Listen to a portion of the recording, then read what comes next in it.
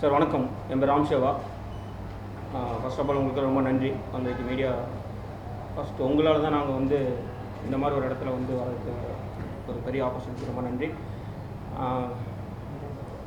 எனை சுடும் பணி வந்து வர 21ஆந்தேதி படம் ரிலீஸ் ஆகுது. இந்த படம் ஆக்சுவலாக வந்து ஒரு உண்மை சம்பவத்தை வச்சு இது அமைக்கப்பட்ட ஒரு படம். இந்த படத்தில் வந்து நம்ம சார் பண்ணியிருக்காங்க. சார் திலகம் சார், பாக்கியராஜ் சார், அதுக்கப்புறம் ஹீரோ மேடம் உபாசனா எல்லாம் பண்ணியிருக்காங்க. ஹீரோ நடராஜ் ஒரு பண்ணியிருக்காரு. பட் இந்த படம் வந்து ஃபஸ்ட்டு ரொம்ப சப்போர்ட் பண்ணது எங்கள் ப்ரொடியூசர் தான். அவங்களுக்கு வந்து ரொம்ப தேங்க்ஸ் சொல்லணும் இந்த இடத்துல. ஏன்னா ப்ரொடியூசர் தான் வந்து ரொம்ப சிரமப்பட்டு இந்த படத்தை வந்து இந்த நிலைமைக்கு கொண்டு வர காரணம் எங்கள் ப்ரொடியூசர் தான். இப்போ அவங்க வந்து கொஞ்சம் ஒரு இஷ்யூனால யூஎஸ் போக வேண்டிய நிலைமை போயிட்டாங்க. ஸோ அவங்களுடைய பிளெஸ்ஸிங்கோடு இந்த இதை ஆரம்பிச்சிருக்கோம். இது ஆக்சுவலாக ஒரு உண்மை சம்பவம்னா வந்து பொள்ளாச்சியில் நடந்த ஒரு உண்மை சம்பவத்தை வச்சு எடுத்துருக்கு இந்த படம். கண்டிப்பாக இந்த படம் வந்து உங்களோட சப்போர்ட்னால மக்களுக்குலாம் போகணும். ஒரு விழிப்புணர்வான ஒரு படம் தான் இந்த படம். இந்த இப்போ உள்ள ஜெனரேஷனுக்கு இந்த படம் ரொம்ப யூஸ்ஃபுல்லாக இருக்கும். ஸோ அதுக்கப்புறம்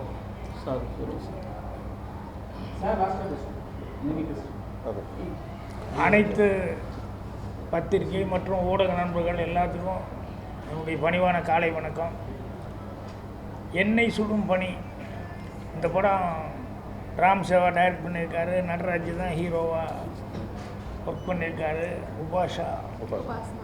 உபாசனா அவங்க ஹீரோயின் ஒர்க் பண்ணியிருக்காங்க. சித்ரா நாங்கள் தான் ஆக்ட் பண்ணிக்கிறோம்.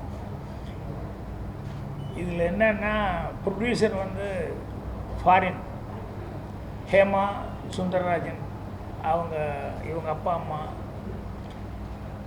அவங்க அங்கேருந்து வந்து பையனுக்காகவே இந்த படம் வந்து ரொம்ப சிரமப்பட்டு இந்த படத்தை செய்யணும்னு சொல்லி செஞ்சுருக்காங்க. இந்த படத்துக்காகவே இவர் இன்னும் கல்யாணம் வேறு பண்ணாமல் உட்காந்துருக்காரு. ஏன்னா அவங்க அம்மா அதை வந்து ஒரு ஃபீலிங்காக பெற்றவங்களுக்கு இருக்கும் இல்லையா, அதை வந்து எங்கிட்ட சொல்லிக்கிட்டு இருந்தாங்க. பொண்ணு பார்க்க சொல்லியிருக்காங்க சார். ஸோ நல்லபடியாக படம் முடித்து அவர் நினச்ச மாதிரி வந்து சினிமாவில் ஆக்ட் பண்ணதுக்கப்புறம் தான் அதுக்கப்புறம் லைஃபு அதை பற்றி யோசிக்கணும் அப்படின்னு சொல்லிட்டு இப்போ தான் வந்து சரி பொண்ணு பாருங்கள் அப்படின்னு சொல்லியிருக்காரு. படம் முடிஞ்சதுக்கப்புறம் அவங்களுக்கு படம் ஆரம்பித்த நாள்லேருந்தே நிறைய சோதனைகள். அவங்க ஹெமான் அவங்க அம்மாவுக்கு வந்து உடம்பு நல்லா இருந்தது. அவங்க திடீர்னு அவங்களுக்கு உடம்பு சரியில்லாம் போயிடுச்சு. இப்போ வந்து என்கிட்ட வந்து லாஸ்ட் டைம் இந்த இதில் எல்லாம் பப்ளிசிட்டி கொடுக்கறதுக்காக வந்து எங்கிட்ட பேசிகிட்டு இருந்தாங்க. அதுக்கப்புறம் பார்த்தா திடீர்னு ஃபாதருக்கு மறுபடியும் உடம்பு சரியில்லைன்னு சொல்லிட்டு இப்போ மறுபடியும் அவங்க வந்து மறுபடியும் யூஎஸ்க்கு அவசரமாக பரப்பு போயிட்டாங்க. ஸோ நீங்கள் பார்த்து எல்லாருமா சேர்ந்து பார்த்து நல்லபடியாக பண்ணி கொடுங்க அப்படின்னாங்க. ப்ரெஸ்ஸு மீட்டில் அவங்க வந்து கண்டிப்பாக வந்து அவசியம் கலந்துட்டு பேசணும்னு நினச்சிக்கிட்டு இருந்தாங்க. அவங்களால வந்து கலந்துக்க முடியாமல் போனது ரொம்ப கொஞ்சம் கஷ்டமாக இருக்குது. அதனால் நடராஜ் வந்து ரொம்ப சிரமப்பட்டு இந்த படத்தில் வந்து எப்படியாவது ஒரு நல்ல பேர் வாங்கணும் அப்படின்னு சொல்லி நடிகர் ஆகணும்னு சொல்லி ரொம்ப முயற்சி பண்ணி எல்லாம் பண்ணிகிட்ருக்காங்க. அதுக்கு நாங்கள்லாம் கூட இருந்து எங்களால் முடிஞ்ச சப்போர்ட்டு நாங்கள் வந்து ஆக்டிங்கில் கொடுத்துருக்கோம். ராம் சேவா சொன்ன மாதிரி வந்து இது வந்து ஒரு உண்மை கதையை வந்து பேஸ் பண்ணி உண்மையாக நடந்த இன்சிடெண்ட்டை பேஸ் பண்ணி இந்த கதையை பண்ணியிருக்காரு. அவரும் பிரபு அவர் எல்லாமே ஆர்டிஸ்ட்டாக வேணும் அப்படின்னு சொல்லிட்டு கொஞ்சம் நிறைய பேரை வந்து எல்லாத்தையுமே நடிக்க வச்சுருக்காரு. ஸோ படம் நல்லபடியாக வந்திருக்கு. படத்துக்கு நடராஜுக்கும் உங்களுடைய நல்ல சப்போர்ட்டு கொடுக்கணும் அப்படின்னு சொல்லி கேட்டுக்கிறேன். ஏன்னா அவங்க வந்து ஃபாரின்லேருந்து இங்கே வந்து ஒரு தமிழ் படம் எடுக்கணும்னு சொல்லி இவ்வளோ தூரம் வந்து அவங்க ஃபைனான்ஸு எல்லாமே சொந்த கை காசை போட்டு தான் அந்த படத்தை வந்து பண்ணியிருக்காங்க. ஸோ பையனுடைய எதிர்காலத்துக்காக பண்ணியிருக்காங்க.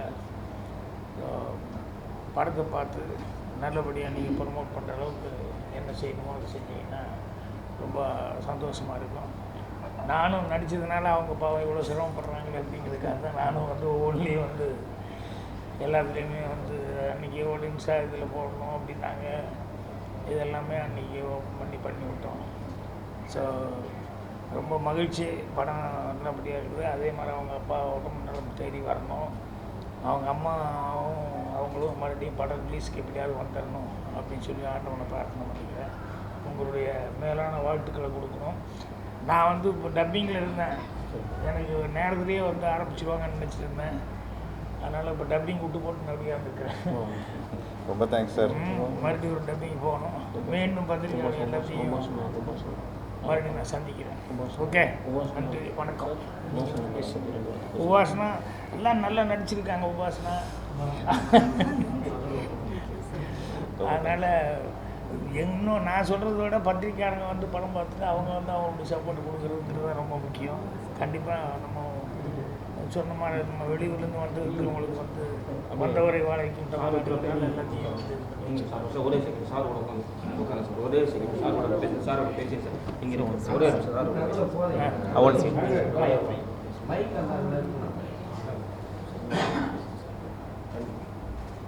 எல்லாருக்கும் வணக்கம். இந்த படத்தினுடைய தயாரிப்பாளர் ஹேமலதா சுந்தரராஜை பற்றி பாகிராஜ் சொன்னாங்க. உண்மையில் சொன்னோன்னா இது போன்ற தயாரிப்பாளர்களாக தான் இன்றைக்கு சினிமா உலகம் இயங்கி கொண்டிருக்கிறது. ஏன்னா உங்களுக்கே நல்லா தெரியும், பெரிய படங்கள்னு பார்த்திங்கன்னா வந்து ஒரு 20-25 படங்கள் தான் தமிழ் சினிமா உலகம் தயாராகுது.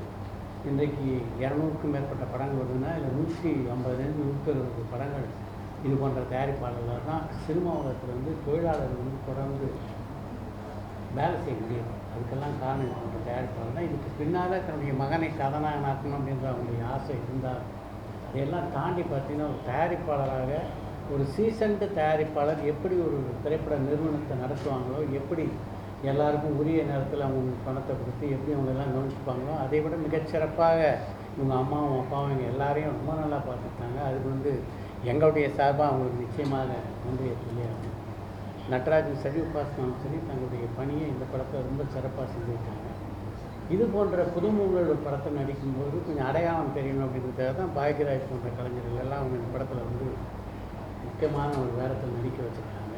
இது போன்ற கலைஞர்களை சப்போர்ட் பண்ணுறதுக்காக பாக்யராஜ் பார்த்திங்கன்னா படத்தில் நடிக்க ஒப்புக்கொண்டது மட்டும் இல்லாமல் இந்த படத்தை விளம்பரப்படுத்துகிற எல்லா நிகழ்ச்சியும் இதில் பார்த்தீங்கன்னா எத்தனை பேர் நடிச்சிருக்காங்க லிஸ்ட்டு பார்த்தா உங்களுக்கு தெரியும்.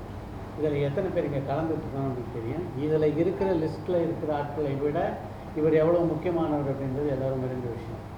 இவங்களில் பல பேர் இன்றைக்கி வரல, ஆனால் பாக்யராஜ் இங்கே வந்திருக்காருன்னா அதுக்கு முக்கியமான காரணம் இங்கேருந்து அமெரிக்காவிலேருந்து வந்து ஒரு திரைப்படத்தை எடுக்கணுன்ற ஆர்வத்தோடு வந்திருக்காங்க.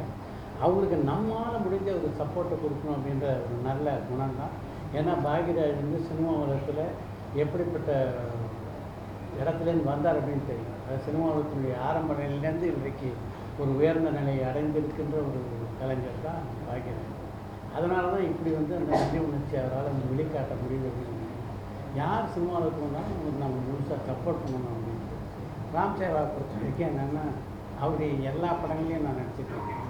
டைரக்ட் பண்ண ஒரு நல்ல ஒரு வேகமாக செயல்படக்கூடிய ஒரு இளைஞர் இயக்குனர். இது போன்ற இயக்குநருக்கெல்லாம் என்னுடைய ஒரே ஒரு அறிவுரை தான் அதை நான் இங்கே பதிவு செய்யணும்னு நினைக்கிறேன். இன்றைக்கு சினிமாவில் இருக்கிற சூழ்நிலையில் மிக முக்கியமானது கதை. நீங்கள் எல்லாருமே நல்ல கதைகள் எழுதுகிற ஆற்றல் படைத்தவர்களாக இருந்தாங்க. எவ்வளோ கதைகள் வந்து இன்றைக்கி கதாசிரியர் எழுதியிருக்காங்க, பல இலக்கிய கருத்தாக எழுதியிருக்காங்க. அதனால் கூடுமான வரைக்கும் திரைப்படங்கள் உருவாக்கும் போது அந்த கான்ட்ரிபியூஷன் எடுத்துக்கணும். நாம் கதை எழுதுதான். இப்போ நானும் வந்து பல படங்களை கதை வசனம் எழுதி டைரக்ட் பண்ணவன் தான். இது ஒருத்தர் கதை கிடைக்கும்போது அவருடைய கான்ட்ரிபியூஷன் படத்தில் அமையுது. அதுக்கு திரைக்கதை அமைக்கிறதுக்கு இன்னொரு தேர்ந்த ஒரு கதாசிரியர் கூப்பிடுங்க. சினிமாவுக்கு எத்தனையோ பேர் இருக்காங்க வரும்போது அந்த ஆளை கூப்பிடும்போது இவங்க எல்லாருடைய கூட்டு முயற்சியில் ஒரு படம் உருவாகும் போது இன்னும் மிகச்சிறப்பான இடத்தை அடைவதற்கு வாய்ப்பு இருக்குது. அதனால் ஒரு நல்ல கதாவுக்கு ஒரு நல்ல ஒளிப்பதிவு தான் சினிமாவில் ரொம்ப முக்கியமான விஷயம். இது ரெண்டையும் தேர்ந்தெடுத்து இந்த இளைஞர்கள் வந்து தங்களுடைய படங்களில் பயன்படுத்தணும் அப்படின்ற என்னுடைய இந்த ஆசையை வேண்டுகோளாக அவருக்கு வைக்கிறேன். இந்த படத்தை பொறுத்த வரைக்கும் இந்த எந்த ஒரு திரைப்படமும் உங்களை போன்ற பத்திரிகையாளருடைய முழு ஆதரவு இல்லாமல் மிகப்பெரிய வெற்றி அடைவது கடினம். அதனால் இந்த படத்தை பொறுத்த வரைக்கும் முழுவதுமாக நீங்கள் நினைக்கிற மாதிரி 100% குறை இல்லாமல் படமாக இருக்காது. பேர் சொல்லிடுங்க. ஒரு சில குறைகள் இருக்கலாம். இவர் புதியவர்கள் அப்படின்னாலும் அந்த குறைகள் எல்லாம் தவிர்த்து விட்டு கூடுமான வரைக்கும் இதில் இருக்க நல்ல விஷயங்களை ஹைலைட் பண்ணி உங்களை பாராட்டணும் அப்படின்னு உங்களை வேண்டி கேட்டுக்கிறேன். Okay sir, thank you sir. Sir பாக்கிறேன் சார், ஒரு என்னதான் இவ்வளோ நடிகர் நடிச்சிருந்தாலும் தேட்டர் இவங்களுக்குலாம் கிடைக்க மாட்டேது. அதை பற்றி எதுவும் சொல்லவே மாட்டேன். என்னதான் இவ்வளோ நடிகர் நடித்தாலும் ஃபெமிலியரான பாக்யராஜ் சார், லட்சுமண் சார் நடித்தா கூட தேட்டர்லாம் கிடைக்க மாட்டேது. திரையரங்கெலாம் கொடுக்க மாட்டாங்க. அதை பற்றி என்ன நினைக்கிறீங்க? இப்போ ஒன்றும் இல்லை, நீங்கள் மட்டும்தான் பிஸியாக இருந்துட்டு இருக்கிறீங்க. உங்களுடைய டைம் தான் கிடைக்கவே மாட்டேங்குது. இப்போ 17 19 வந்து இல்லைங்க. நீங்கள் பிஸியாக இருக்கிறது ரொம்ப சந்தோஷமாக இருக்குது. ஆனால் என்னென்னா நீங்கள் இவ்வளோலாம் பிஸியாக இருக்கிற அளவுக்கு படங்களும் வந்து ஓடணும் இல்லையா? அதுக்கு வந்து என்னென்னா தேட்டர் தட்டுப்பாடுங்கிறாங்க, வியாபாரம் தட்டுப்பாடுங்கிறாங்க, அப்புறம் வந்து கோடிகளை மட்டும்தான் அதை நம்பிட்டு படம் எடுக்கிறாங்க. இதெல்லாம் என்னன்னு சொன்னோம்னா இன்றைக்கி காலையில் கூட ஹெட்லைன் ஏதோ ஒரு பத்திரிக்கையில் வீக்லி மேக்ஸின் இதில் சினிமா வந்து எவ்வளோ கீழே போயிட்டுருக்குங்கிற மாதிரி ஹெட்லைன் போட்டிருந்தாங்க. ஒரு 3-4 படத்தை தவிர்த்து வேறு எந்த படமே ஓடலை தன்னால் அடுத்ததில் அப்படின்னு சொல்லிட்டு. அதனால் தேட்டர்கள் இதெல்லாம் வந்து எல்லாம் சங்கங்கள் தான் 3-4 சங்கமாக ஆகிட்டுருக்கு. ஒவ்வொன்றும் இந்த சங்கம் 2 சங்கம், அந்த சங்கம் 2 சங்கம் அப்படின்னு சொல்லி ஆகிட்டுருக்க ஒழிய சினிமா எடுக்கிறதுக்கு முதல்ல கொஞ்ச நாளைக்கு முன்னால் கூட ஓடிடி அப்படின்னு சொன்னோடனே அது ஏதோ ஹாட் கேக்கு மாதிரி எல்லோரும் நினச்சிக்கிட்டு சந்தோஷப்பட்டுக்கிட்டு இருந்தாங்க. இப்போ கடைசியில் பார்த்தா ஓடிடி வந்து தேட்டரில் நீங்கள் போட்டு வாங்க அப்புறம் பார்த்துக்கலாம் அப்படின்ட்டாங்க போலுக்கு. அதனால் இப்போ அதுவும் பிரச்சனையாக உட்காந்துட்ருக்காங்க. அதனால் இந்த சினிமாக்களில் பொதுவாகவே சினிமாக்கே சோதனையாக தான் இருக்குது. இதுக்கு நடுவில் என்னென்னா நல்ல படங்கள் எடுத்தால் நீங்களும் நல்லா எழுத முடியும். ஸோ படங்கள் நல்லா எடுக்காமல் வந்து நீங்கள் அதை பண்ணுங்கள் இதை பண்ணுங்கள் அப்படின்லாம் சொல்லி கேட்டுருக்கிறதுல பிரயோஜனம் இல்லை. அப்புறம் அதே மாதிரி படங்கள் எடுக்கிறதுக்கு இப்போ சித்ரா சொன்னார்ல, கதை ஒன்றும் இல்லாமல் வந்து என்ன காசு போட்டு பண்ணாலும் அது வந்து அதனால் எந்த விதமான யூஸும் வந்து வந்துட போகிறதில்ல. ஸோ எல்லாருமே ஒரு காலத்தில் வந்து புதுமுகங்கள் இப்போ வந்து முதல்ல யார் நடிச்சிருக்கான்னு சொல்லி கேட்டு தான் பேச ஆரம்பிக்கிறாங்க. எல்லோரும் முதல் நடிக்கும்போது மட்டும் எப்படி இருந்தாங்க? எல்லாருமே எல்லாம் தெரிஞ்சவங்களாக இருந்தாங்க. அதனால் புதுமுகங்களுக்கு வந்து இது இந்த மாதிரி ப்ரொடியூசர் எங்கள் வெளியூர்லேருந்து வந்து இங்கே நம்மளை நம்பி தமிழகத்தில் வந்து படம் இருக்கான்னா அதுக்கு மற்றவங்க எல்லாருடைய சப்போர்ட்டும் நல்லா இருந்தால் நல்லாயிருக்கும். அதனால் நீங்கள் சொல்கிற தேட்டர் ப்ராப்ளம் எல்லாம் சங்கத்தில் கேட்க வேண்டிய கேள்வி என்ன கேட்டீங்க? இல்லை சார், இங்கே வந்து ஒரு படம் ரிலீஸ் ஆகிறதுக்கு வர படம் எல்லாத்தையும் ஸ்டாப் பண்ணி வச்சுருந்தாங்க 1 வாரத்துக்கு முன்னாடி. உங்களுக்கே தெரியும், பெரிய நிறுவனம். இப்போ இல்லை சார், சில நேரங்களில் சில பேர் அதையே சினிமா துறையில் பெரிய ஜாமானாக இருக்குங்க, நீங்களாம் கேட்க மாட்டீங்க. அதாவது சங்கம் நிறைய இருக்குன்றீங்களே. இல்லை சார், சங்கம் தான் கேட்கணும் சார். இது வந்து தனிப்பட்ட ஆள் சித்ராவோ நானோ போய் தனியாக பேசணும்னா நாங்கள் மேடை கிடச்சா இப்படி பேசுவாங்க, கஷ்டமாக இருக்குதுன்னு அதை தான் பேச முடியும். இது வந்து அந்த தீர்வுக்கு வந்து அந்த சங்கம் வச்சுருக்காங்கல்ல, அவங்க தான் போய் அதுக்கான முயற்சி பண்ணணும். பாடி ரெப்ரசன்ட் கவர்மெண்ட் வந்து அது அக்கறை எடுத்து அவங்களும் பண்ணணும். அது விட்டு போட்டு தேட்டர் இல்லாமல் என்ன ரொம்ப நாள். கேரளா வந்து கவர்மெண்ட்டு இதே சினிமா நஷ்டமாகுதுன்னா ஓடிடி ஆரம்பிச்சிருக்காங்க. இங்கே தமிழ்நாட்டில் ஏன் அதை சினிமாவை கண்டுக்கவே மாட்டுறாங்க? கலைஞர் இருந்தார், ஜெயலலிதா இருந்தாங்க, அவங்க சினிமா துறையிலிருந்து வந்ததுனால அவங்க இதை பார்த்துட்டு இருந்தாங்க, என்ன நஷ்டம் கஷ்டம்னு. இப்போ இருக்க ஆட்சியாளருக்கு அதை பற்றி தெரியுமா தெரியாதான்னு தான் கேட்கும். ஏன் நீங்களாம் போய் சொல்லக்கூடாதா? இல்லை, இப்போ இருக்கிற ஆட்சியாளர் சினிமா துறை மேலே கவனம் செலுத்து அப்படின்னு சொல்ல முடியாதுங்க. ஒரு மிகப்பெரிய திரைப்படம் இல்லை, அவங்களும் சினிமாலேருந்து வந்தவங்க தானே, துணை முதல்வர் சினிமாவில் நடிச்சிருந்தவங்க. இன்றைய முதலமைச்சர் பெருசாக பண்ணல சார். பெரிய படம் வரும்போது அவங்க தான் வாங்கிக்கிறாங்க, மீதி எல்லாத்தையும் அப்படியே கீழே தள்ளிடுறாங்கன்னு அந்த குற்றச்சாட்டு வருது. நீங்கள் சொல்கிற மாதிரியே துணை முதல்வர் சொன்னீங்களே, அவங்க ஒரு கம்பெனி வச்சுருக்காங்க, ஒரு படம் ரிலீஸ் ஆகுது விடாமுயற்சின்னு, மீதி எல்லா படத்தையும் லாக் பண்ணி வச்சுருக்காங்க. அப்போ மக்கள் எந்த தேட்டருக்கு போவாங்க? எந்த தேட்டருக்கு போனாலும் அதெல்லாம் பார்ப்பாங்க. சின்ன படங்களை போய் பார்க்க முடியாதுல்ல. அவங்கள விட்டுருங்க, அவங்களே இல்லை, வேற யாராவது வேற ஒரு புது விநியோகஸ்தராக இருந்தாலும் அஜித் படம் வருது, ராம் சேவா படம் வருது, திரையரங்காரங்க யாருக்கு தேட்டர் கொடுப்பாங்க எனக்கு சொல்லுங்கள் சார். எம்ஜிஆர் படமும் வருது, சிவாஜி படமும் வரும்போது அங்கே ஜெமினி படமும் வரும்ல, அந்த மாதிரி விட்டு பாருங்கன்னு சொல்ல வரோம். நீங்க எல்லாம் போய் கேட்கலாம்னு நாங்கள் கேட்கலாம். இப்போ அந்த மாதிரி படங்களுக்கெல்லாம் வந்துட்டு தான் இருக்குது. அதனால தான் ரப்பர் பந்தெல்லாம் ஓடுது இல்லை. பின்னெல்லாம் அதெல்லாம் கலெக்ஷன் பண்ணிட்டு அவன் வந்து ரங்கநாதனும் அந்த காம்பினேஷன் டைரக்டர் யார் இந்த படம் பண்ணிக்க இவங்கெல்லாம் வந்து என்ன தைரியத்தில் எடுக்கிறாங்க படத்தை? சார், பெரிய நிறுவனங்கிறது இல்லைங்க. பெரிய நிறுவனம் ஏன் அவங்ககிட்ட போனாங்கன்னா அவங்க ஆல்ரெடி ப்ரூவ் பண்ணாங்க.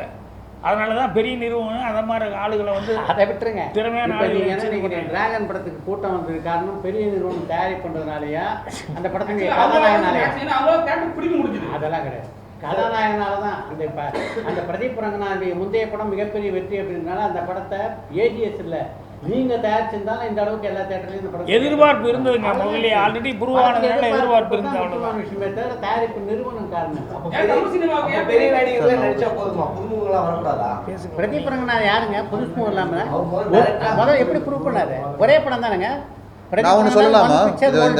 இதை பற்றி எனக்கு ஒரு கருத்து இருக்குது, நான் சொல்லலாமா? நான் வந்து ஒரு 10-12 வருஷமாக இந்த இண்டஸ்ட்ரியில் இருக்கேன். நான் இதில் பார்த்ததில் எல்லாமே வந்து நல்ல படம் நல்ல கதையாக இருந்துச்சுன்னா ஓடிடுது. ஓகே, அதுக்கு வந்து நீங்கள் வந்து வாய்ப்பு கிடைக்க மாட்டேங்குதுன்னு சொல்கிறீங்க தேட்டரில் ஓடுறதுக்கு. எனக்கு தெரிஞ்சு வாய்ப்பெல்லாம் கிடைக்கிது. இப்போ எங்கள் படம் ஒரு சின்ன படம் தான். நாங்கள் வந்து போய் இப்போ ஒரு தேட்டர் ரிலீஸ்க்காக பேசும்போது யாருமே நோன்னு சொல்லலை எங்ககிட்ட. எல்லாருமே நாங்கள் பார்த்து சொல்கிறோம்னு சொல்கிறாங்க. ஆனால் வந்து எல்லாராலையும் ஒரு நாளைக்கு 5 ஷோன் கொடுக்க முடிய மாட்டேங்குது, 3 ஷோன் கொடுக்க முடிய மாட்டேங்குது. ஏன்னா அவ்வளோ படங்கள் வருது. இந்த வீக்கெண்ட் வந்து 10 படம் வருது. எல்லாமே சின்ன படங்கள் தான் நீங்கள் சொல்கிற மாதிரி. ஒரு பெரிய படமும் வரல. நீங்கள் பெரிய படம் வந்து ஒரு பெரிய கம்பெனி வாங்கி அவங்க ரிலீஸ் பண்ணுறதுனால எல்லா தேட்டரும் எடுத்துக்கிறாங்க கிடையாது. அவங்க எல்லா தேட்டரும் எடுத்துக்கிறது கிடையாது. அவங்க வச்சுருக்காங்க, நம்மளுக்கும் கொடுக்குறாங்க.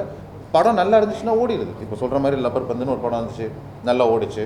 ஏன்னா கதை நல்லா இருந்துச்சு, வாழை நல்லா இருந்துச்சு, ஓடிச்சு. அதேமாதிரி அது கூட வந்த 10 படம் எங்கே உங்களால் பேர் சொல்ல முடியுமா? முடியாது. ஏன்னா மக்களே வந்து ஒரு கருத்து வச்சுருக்காங்க. இப்படி படம் பார்த்துட்டு ஒருத்தன் வந்து நல்லா இருக்குன்னு சொன்னான்னா அதை கேட்டுட்டு இன்னொருத்தங்க போய் பார்க்குறாங்க. அப்படியே ஹிட் ஆகுது படம். எங்கள் படமும் அப்படி வரும்னு எனக்கு ஒரு நம்பிக்கை இருக்குது. ஏன்னா அந்த படம் இந்த படமும் அந்த மாதிரி ஒரு நல்ல கருத்து வச்சுருக்கோம், நல்ல கதை இருக்குது. அண்ட் அதுக்கப்புறம் வந்துட்டு இது வந்து ஒரு ஒரு ஒரு உண்மை கதையாக இருந்தாலும் அதில் வந்து ஒரு சின்ன ஃபேண்டசி மாதிரி ஒரு ட்விஸ்ட் இருக்குது. நல்ல விஷயங்கள் வச்சுருக்கோம் இந்த படத்தில். ஸோ இப்போ எங்கள் படமும் ஹிட் ஆகணும்னா அதுக்கு எப்படி பண்ணுறது? உங்களை மாதிரி ஆளுங்க வந்து ப்ரெஸ்ஸில் போடுறது, பப்ளிசிட்டி பண்ணுறது, அது மட்டும் இல்லாமல் நம்ம தியேட்டரில் போய் மக்கள் பார்த்துட்டு வெளியே வந்து நம்ம படத்தை பற்றி நல்லா சொல்லும்போது நீங்கள் அதை எடிட் பண்ணாமல் கரெக்டாக போடுறது. அப்படி பண்ணாலே போதும்னு நினைக்கிறேன் நம்ம இந்த இண்டஸ்ட்ரிக்கு. நம்ம இண்டஸ்ட்ரி அவ்வளோ இல்லை, அவர் அந்த தியேட்டருக்காக நீங்கள் சொல்கிறதுங்க. அந்த டாமினேஷனுங்கிறது ஒரு காலத்து டிஸ்ட்ரிபியூட்டர் கையில் இருந்தது, ஒரு காலத்து ப்ரொடியூசர், இவங்க டாமினேஷனாக இருக்கும், அப்புறம் தேட்டருக்காரங்க டாமினேஷன், இப்படி மாறி மாறி வந்துட்டு தான் இருக்கும். இப்போ டைரக்டர்களுக்காக அப்படின்னு சொல்லிட்டு ஒன்று இருந்தது இல்லையா? அப்புறம் ஹீரோக்களை பிடிச்சா தான் டைரக்டர் பிடிக்க முடியும்னு வந்தது. அப்புறம் ப்ரொடியூசர்களே பெரிய பெரிய பேனரில் இருக்கிற ப்ரொடியூசர்களே முதல்ல ஹீரோக்கிட்ட கதை சொல்லிட்டு வாப்பா, அது ஓகேன்னா எவ்வளோ கோடி வேணாலும் நான் கொடுக்குறேங்கிற மாதிரி அவங்களே கொடுத்துட்டாங்க. எல்லாமே இப்படி இருக்குது. ஸோ அதனால் இன்றைக்கி எல்லாருக்குமே ஒரு தட்டுப்பாடுங்கிறது என்னென்னா ஓரளவுக்கு கொஞ்சம் புரிஞ்சுக்கிட்டாங்க. என்னென்னா கோடிகளை இறக்கிறதுனால கண்டிப்பாக படம் ஓடிட போகிறது இல்லை. நல்லபடியாக வந்து கதை மற்றதெல்லாம் நல்லா இருந்ததுன்னா கரெக்டாக இருக்கும் ஒழிய வேறு பிரம்மாண்டங்கள் அது இதெல்லாம் பண்ணி மட்டும் சர்க்கஸ் பண்ணி ஒன்றும் பண்ண முடியாது அப்படிங்கிறது இப்போ புரிஞ்சுக்கிட்டாங்க. அதனால் வந்து அது ரொம்ப சந்தோஷமாக இருக்கக்கூடிய சமாச்சாரம் என்னென்னா இந்த சின்ன சின்ன படங்கள் எல்லாம் வந்து டக்குன்னு பெரிய ஹிட் ஆகுறதுங்கிறது நமக்கு ரொம்ப ஹாப்பியான ஒரு இதாக இருக்குது. அதுக்கு பத்திரிகை ஒரு முக்கியமான காரணம். இந்த முக்கியமான விஷயம் சொல்ல நினைக்கிறேன். இது போன்ற விஷயங்கள்லாம் நம்ம பேசுறதுல ஆட்சியம் இல்லை. இந்த நிகழ்ச்சி எதுக்காக ஏற்பாடு செய்யப்பட்டதுன்னா எனை சுடும் பணி படத்தை எப்படியாவது மக்கள் கொண்டு போய் ஒரு நிமிஷம் சொல்லிடுறேன். இதை கொண்டு போய் சேர்க்கறதுக்காக ஏற்பாடு செய்யப்பட்ட நிகழ்ச்சி. இதில் உங்கள் ஆர்வம் காரணமாக இது போன்ற விஷயங்களுக்கு கேட்டு தெளிவு பெறணும் அப்படின்னு கூட நீங்கள் கேள்விகள் கேட்கலாம். ஆனால் செய்திகளை பிரதானப்படுத்தும் போது எனை சுடும் பணியை பற்றி போட்டு உள்ளே இதை பற்றி போடுங்க, தப்பில்லை.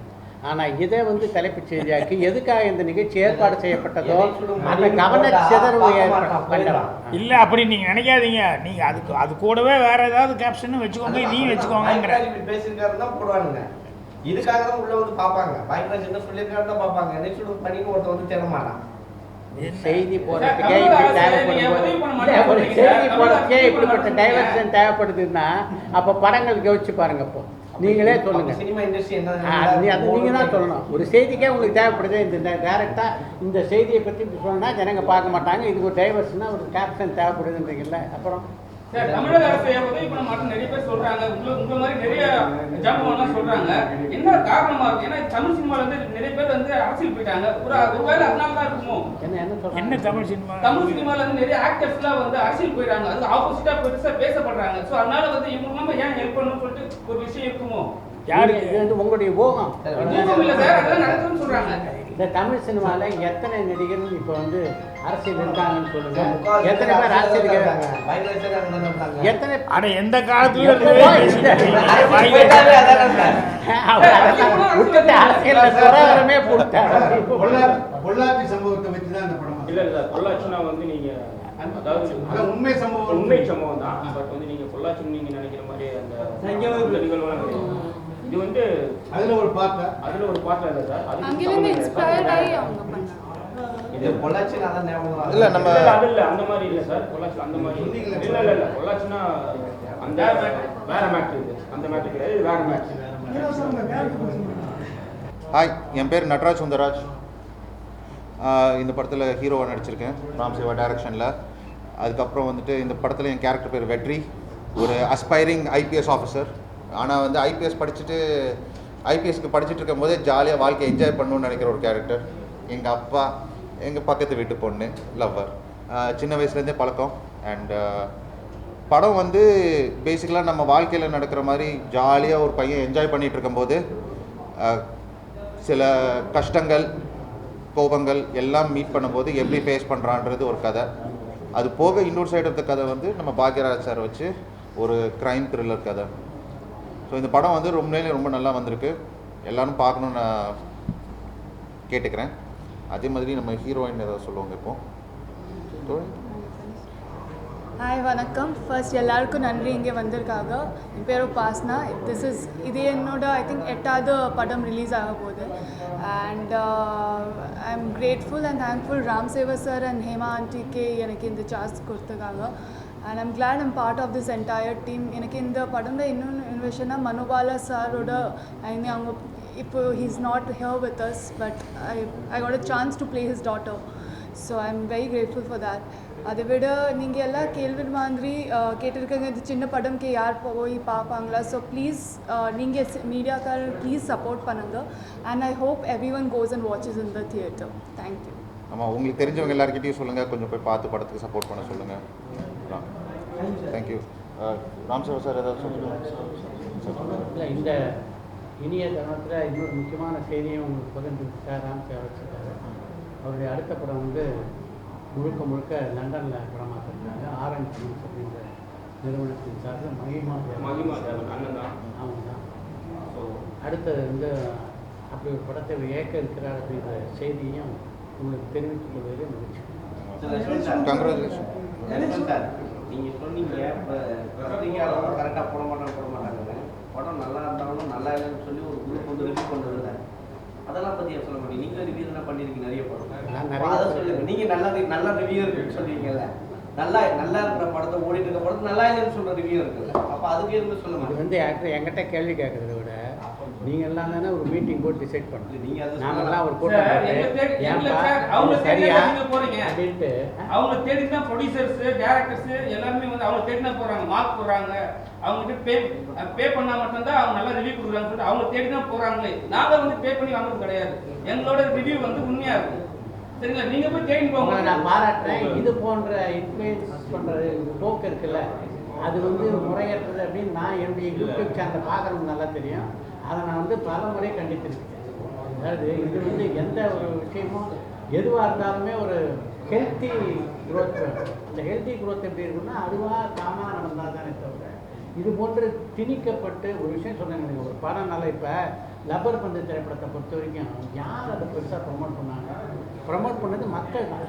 படம் நல்லா இருந்தது ப்ரொமோட் பண்ணாங்க. அதனால் எந்த ஒரு ப்ராடக்டும் நல்லா இருந்ததுன்னா நீங்கள் வலிந்து திணிச்சு இவரை போய் நல்லா இருக்குன்னு சொல்ல தேவையில்லை. ஆட்டோமேட்டிக்காக நல்லா இருக்குது அப்படின்னு சொல்லுவீங்க. இப்போ ஒரு ஹோட்டலில் போய் சாப்பிட்டு வரீங்க, உங்கள் நண்பர்கிட்ட சொல்லும்போது இந்த ஹோட்டலில் தோசை சாப்பிட்டேன் ரொம்ப சூப்பராக வந்து ட்ரை பண்ணுன்னு அப்படின்னு சொல்கிறீங்க. நீங்கள் அந்த ஹோட்டல் பிஆர்ஓவா? அந்த ஹோட்டலில் ஏதாவது காசு தராரு அவங்களுக்கு இல்லை. ஆனாலும் நீங்கள் அந்த பிஆர்ஓ கேம் பண்ணுறீங்க.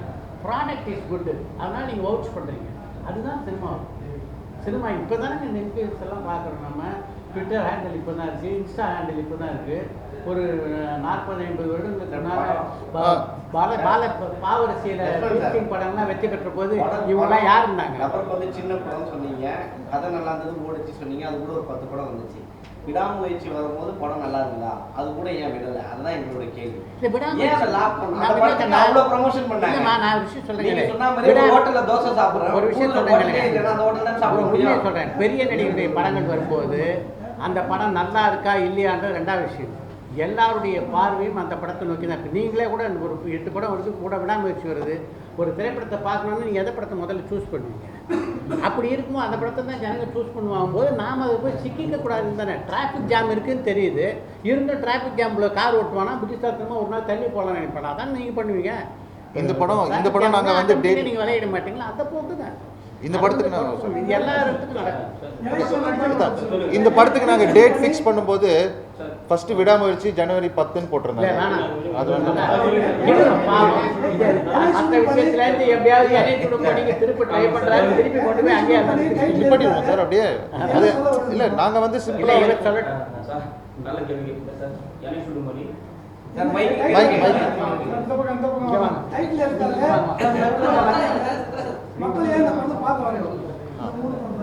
ஆக்சுவலாக சார் என்னை சுடுமணி தலைப்பு ஏன்னு கேட்டிங்கன்னா, லைஃப்பில் வந்துட்டு நம்ம எவ்வளோ சந்தோஷமாக இருந்தோம்னா, இப்போ சந்தோஷம் ஒரு இடத்துல இருந்துன்னு வச்சுக்கோங்களேன், அது எவ்வளோ பெரிய ஒரு இக்கட்டான சூழ்நிலை மனசு ஹாப்பியாக தான் இருக்கும். பட் வந்து ஒரு மனசு சரியில்லைன்னா நீங்கள் காஷ்மீரே போனால் கூட நம்மளுடைய மனநிலையில் வந்து கொஞ்சம் கஷ்டமாக தான் இருக்கும். ஸோ பனியே சுடுதுன்னு சொல்கிறேன்னா அங்கே போனால் கூட ஒரு நிம்மதி இல்லாத ஒரு லைஃப், அது ஒரு யதார்த்தமான ஒரு லைஃப்பில் வந்து நமக்கு ஒரு எப்போயுமே இந்த லைஃப் ட்ராவலில் வந்து நம்ம ரொம்ப கேர்ஃபுல்லாக இருக்கணுங்க இந்த கான்செப்டே. இப்போ நம்ம சும்மா வழிபோக்கில் ஒரு சின்ன விஷயங்கள் நம்ம செஞ்சுட்டு போயிடுவோம். பட் அது ஃப்யூச்சரில் வந்து பெரிய ஒரு இழப்பாக இருக்கும். அதுதான் இந்த படத்தோடைய ஒரு முக்கிய இதாக இருக்கும். நம்ம ரொம்ப ஹாப்பியாக இருந்துகிட்ருக்கோம். ஆனால் ஒரு டைமில் திரும்பி பார்க்குறப்ப அங்கே தப்பாக தெரிஞ்சிருக்கும். அதான் என்னை சுடும் பனி நிறைய ஃபீல் பண்ணியிருக்காரு வாழ்க்கையில். ஓகே, ஸோ அதான் சார் என்னை சுடும் பனி. என்ன சொல்ல வரேன்னா, சந்தோஷமாக இருந்தால் கூட மனசு சரியில்லைன்னா சரியில்லை தான், சந்தோஷமாக இருந்தால் சந்தோஷமாக, அது வந்து அது உண்மை. அதே மாதிரி நம்ம வந்து எவ்வளோ தூரம் எவ்வளோ ஒரு தப்பை பண்ணிவிட்டு அந்த மனசில் ஏதாச்சும் ஒரு தப்பை பண்ணிட்டோம்னு வச்சுக்கோங்களேன், எங்கே போனாலும் நமக்கு நிம்மதி இருக்காது. அதுதான் என்னை சுடும் படம் எப்போ ரிலீஸ் சார்? 21 ரிலீஸு. இந்த ஃப்ரைடே ரிலீஸ். ஆமாம், எல்லாம் உங்களை ரிலீஸ் போடல. சாரி, வெளியே ஓட்டி இருக்க போது மார்ச் 21 உங்களை நம்பி தான் இருக்குது. தயவு செஞ்சு நல்லா சப்போர்ட் பண்ணுங்க. இல்லை கமர்ஷியல் 2 தான் சார். கிரேம் 2 சார். தேட்டரா சார்? சார் இப்போதைக்கு 40 பிளான் பண்ணியிருக்காங்க சார். 40 இல்லை 40 தான் கிடச்சிருக்கு. பட் இன்னும் படம் கண்டிப்பாக நல்லா இருக்கும். மேற்கொண்டு தேட்டர் கிடைக்கும் நம்பிக்கை இருக்குது. காஸ்ட் கடவுள் ஹெல்ப் பண்ணுவான்னு நினைக்கிறேன். எல்லாரும் வந்ததுக்கு ரொம்ப தேங்க்ஸ். அதே மாதிரி நம்ம சாரு வந்து அடுத்த என்னுடைய ப்ராஜெக்டில் ஆர்எல் ஃபிலிம்ஸ்னு சொல்லிட்டு மஹிபா தேவன் அண்ணன் ப்ரொடியூசரில் அந்த சாரு லண்டனுக்கு போகிறோம். உங்களுடைய இதே மாதிரி இந்த படம் மூலியமாக எனக்கு அடுத்த ஒரு ஆப்பர்ச்சுனிட்டி கிடச்சிருக்கு. ஸோ உங்கள் சப்போர்ட்லாம் எனக்கு ரொம்ப தேங்க்யூ ஸோ மச்.